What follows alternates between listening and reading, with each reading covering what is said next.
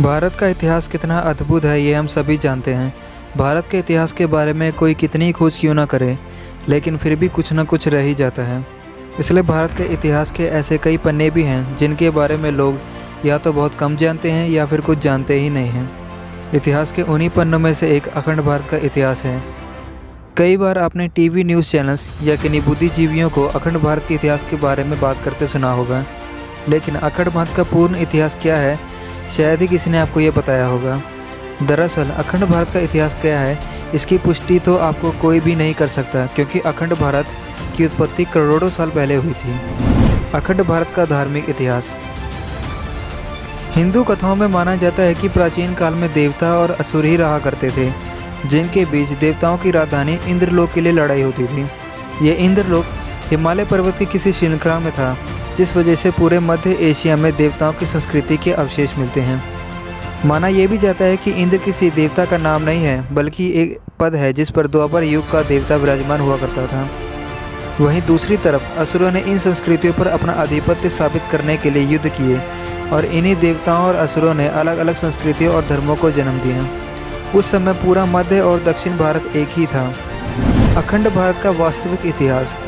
धार्मिक इतिहास के बाद जब हम असल इतिहास पर आते हैं तो ये इतिहास काफ़ी हद तक धार्मिक इतिहास से मेल खाता है, लेकिन इसके तथ्य और प्रमाण मौजूद हैं। और अखंड भारत के टूटने के कारण भी आज के मौजूदा समय में भारत के सभी पड़ोसी देश, फिर वो चाहे पाकिस्तान, नेपाल, भूटान, बांग्लादेश हो या फिर Sri Lanka, Myanmar, Afghanistan, Iran, Tajikistan, Burma, Indonesia आदि भारत का ही हिस्सा थे।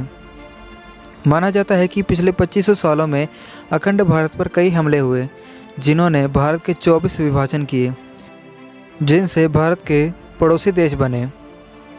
इन विभाजनों में से ज़्यादातर लोग केवल पाकिस्तान और बांग्लादेश विभाजन के बारे में जानते होंगे। ऐसा इसलिए क्योंकि इससे पहले के विभाजन इतिहास के बारे में कम ही जानकारी देते हैं। लेकिन रिपोर्ट्स के अनुसार पिछले 2500 सालों में कई हमले हुए और हर बार भारत का कोई ना कोई हिस्सा अलग होता चला गया।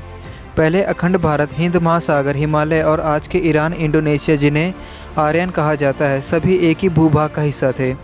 तथ्यों के अनुसार अखंड भारत का कुल क्षेत्रफल 1857 ईस्वी के स्वतंत्रता संग्राम के समय तक 83 लाख वर्ग किलोमीटर था, जो आज के समय में केवल 33 लाख वर्ग किलोमीटर है। इस संग्राम के बाद ब्रिटिश काल के दौरान 7 विभाजन हुए, यानी बाकी के विभाजन पहले ही हो चुके थे। 2500 साल पहले फ्रेंच, डच, कुशान, शक, हून, यवन, यूनानी और अंग्रेजी आक्रमणों ने अपने आक्रमण से इस भूभाग के हिस्से किए। अफ़गानिस्तान का विभाजन। ब्रिटिश के भारत आने के बाद जो विभाजन हुए, उनमें पहला विभाजन अफ़गानिस्तान का था। रूस और ब्रिटिश सरकार ने मिलकर अफ़गानिस्तान का विभाजन किया था। ब्रिटिश और रूस की संधि को गंडामक संधि का नाम दिया जाता है। इसे राजनीतिक फ़ायदे के लिए अलग किया गया था। नेपाल का विभाजन।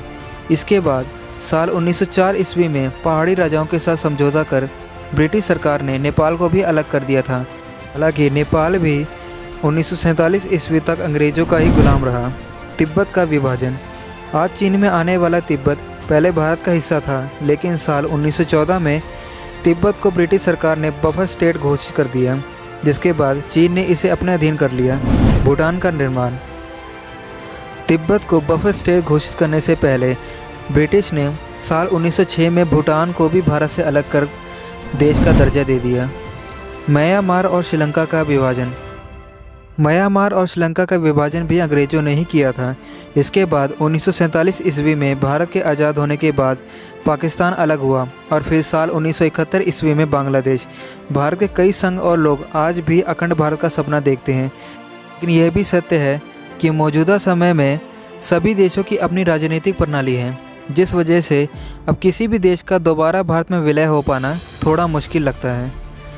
तो दोस्तों, कैसी लगी आपको हमारी आज की यह वीडियो? कमेंट सेक्शन में ज़रूर प्लीज़ इस बारे में बताइए, और वीडियो को प्लीज़ लाइक कर दीजिए और शेयर भी कर दीजिए, और चैनल को भी ज़रूर सब्सक्राइब कर दीजिए और बेल आइकन को भी प्रेस कर दीजिए ताकि हमारी आने वाली लेटेस्ट वीडियो सबसे पहले आप तक पहुँचे। Thanks for watching my video.